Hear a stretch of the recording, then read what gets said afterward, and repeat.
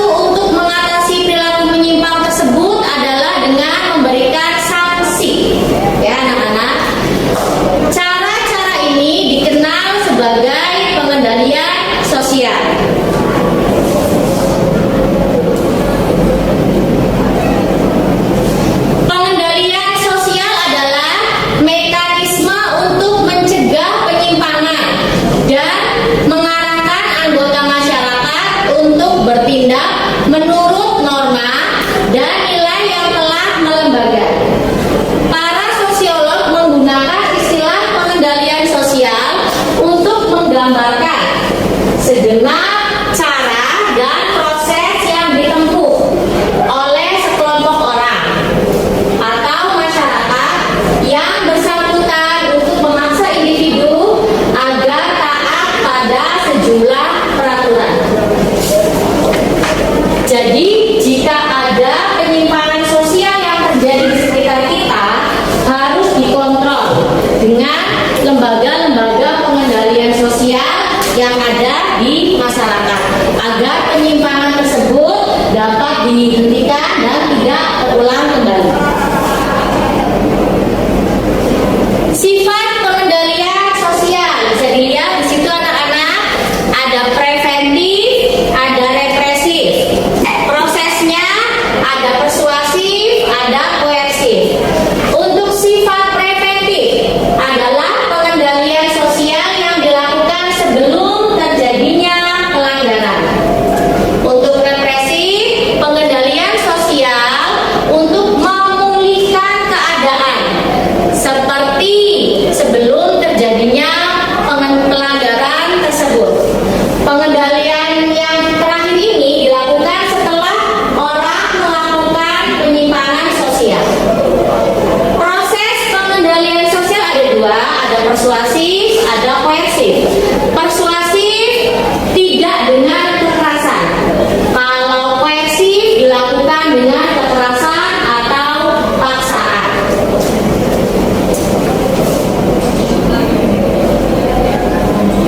Fungsi pengendalian sosial tersebut, Ibu minta tolong bacakan.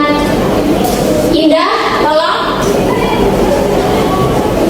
Mempertebal keyakinan masyarakat terhadap norma sosial, memberikan imbalan kepada warga yang menaati norma, mengembangkan rasa malu, mengembangkan rasa takut, menciptakan sistem hukum.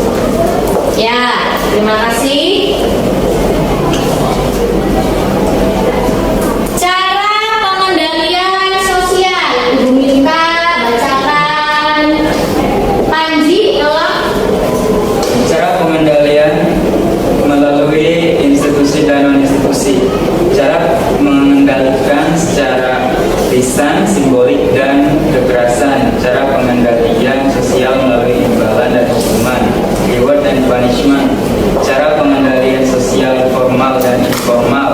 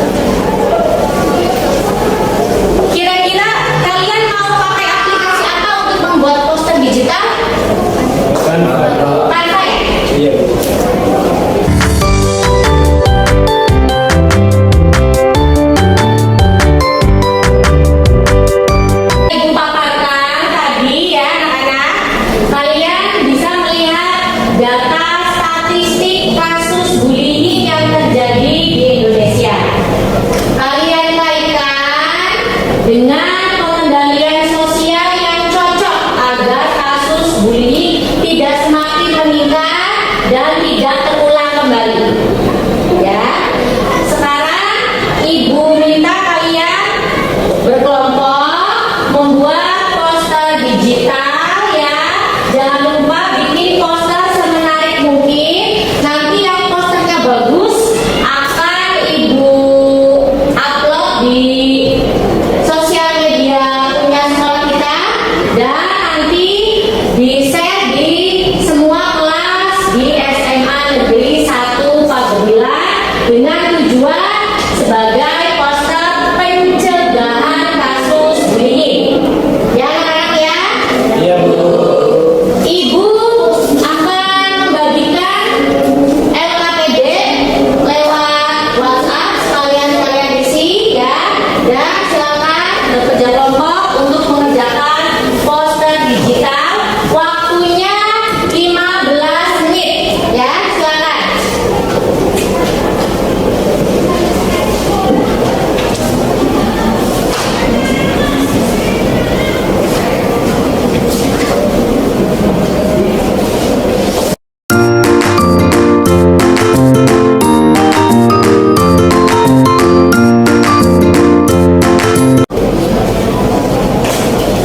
Ya anak-anak, waktunya sudah habis.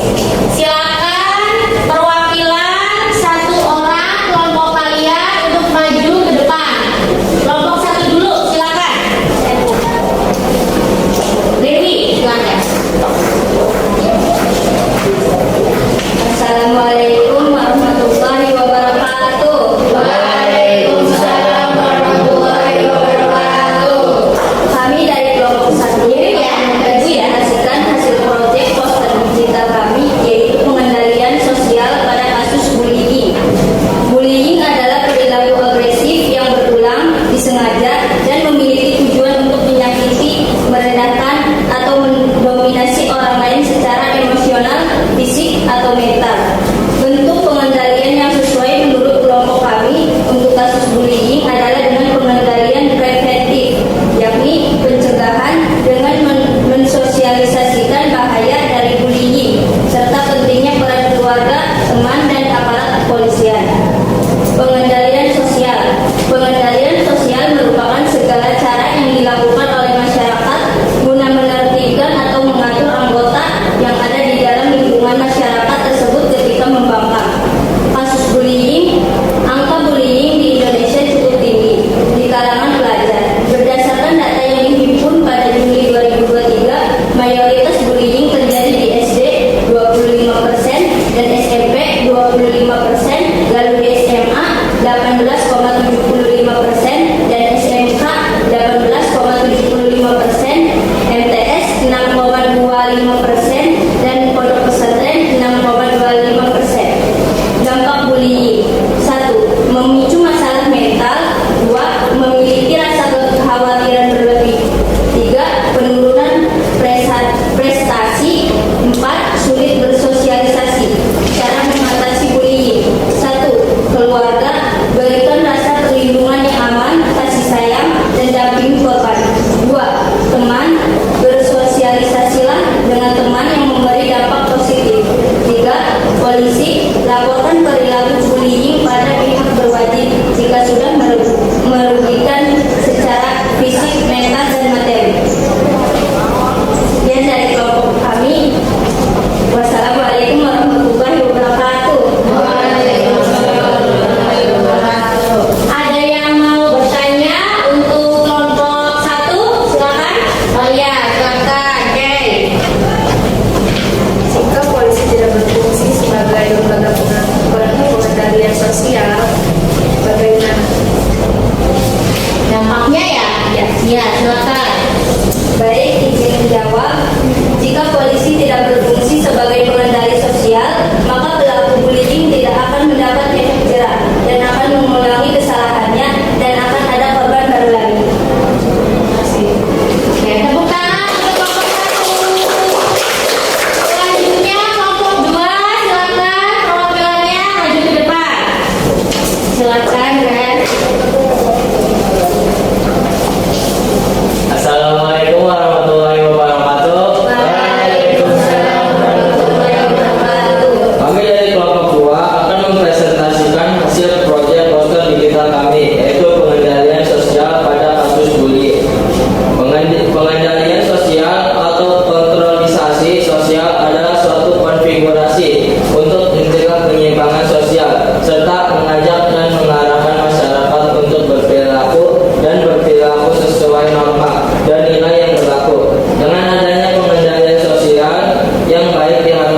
ada anggota masyarakat yang berperilaku menyimpang atau membangkang.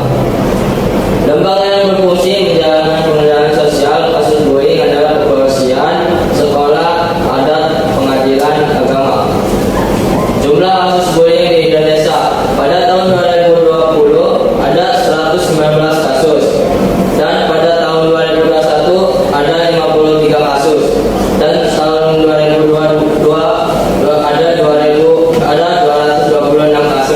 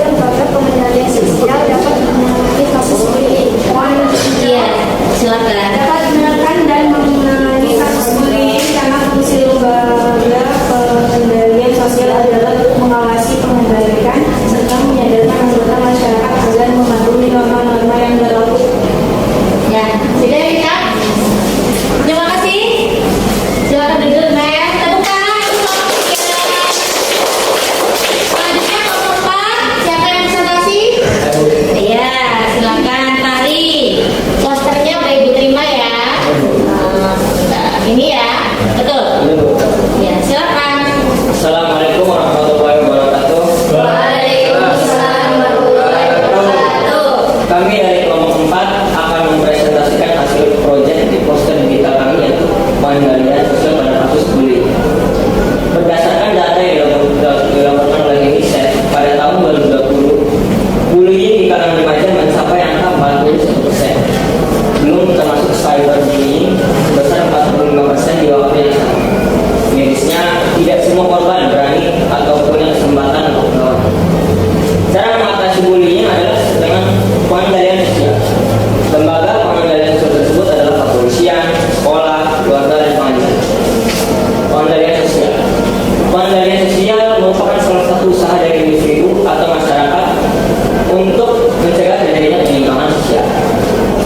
Terus bullying adalah segala bentuk penindasan atau kekerasan yang dilakukan secara sengaja oleh seseorang atau kelompok yang membuat. Tujuan dari bullying ini untuk menyakiti orang lain dan dilakukan secara terus-menerus. Bahaya dari bullying. Dampak yang dialami oleh korban bullying bisa berakibat jangka pendek maupun jangka panjang.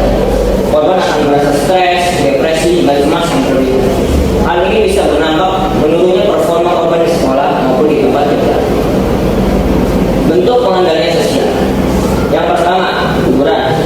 Yang kedua, gosip. Yang ketiga, terjadinya penyimpangan dan menangani penyimpangan sosial. Terima kasih. Sudah? Tepuk tangan untuk Bila kekurangan, Assalamualaikum warahmatullahi wabarakatuh. Waalaikumsalam warahmatullahi wabarakatuh. Anak-anak, dari hasil poster digital yang sudah kalian buat, di sini sepertinya kalian sudah dapat menarik dan menghubungkan antara masalah sosial dengan pengendalian sosial. Dari kasus-kasus bullying yang ada di Indonesia, kalian telah mengaitkan pengendalian sosial apa yang cocok untuk mengatasinya. Dari kepolisian, ya, yaitu dengan cara korban melaporkan pelaku. Dari pihak keluarga, yaitu korban bercerita terbuka terhadap pihak keluarga, dan keluarga harus bisa merangkul korban agar tidak terjadi trauma, ya. Lalu juga ada dari lembaga pendidikan, pemerintah juga, dan kita kalangan masyarakat harus bisa menjadi pengendali sosial atas penyimpangan yang terjadi di lingkungan kita, ya. Pembelajaran hari ini sangat menarik ya anak-anak ya. Ibu